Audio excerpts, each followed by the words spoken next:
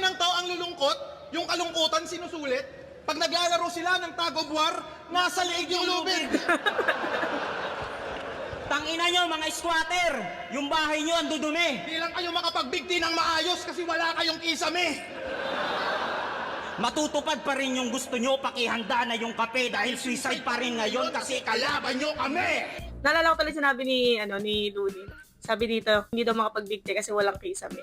So, parang naalala ko sinabi ni Luni dun sa break it down niya na ang problema sa mental health, pag ikaw galing ka sa estado ng buhay mo na busy ka sa paghahanap ng pagkain, gano'n. Alam mo yun, nasa survival mode ka. Hindi mo na maiisip yung mga gano'n. Wala kang panahon para mag-isip ng suicide, alam mo yun. Unlike kung nasa middle class family ka or nasa middle class, meron kang time mag-isip ng gano'n, ng mga negative na gano'n.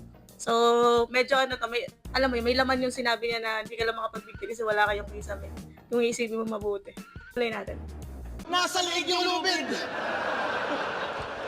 Tangina nyo, mga squatter!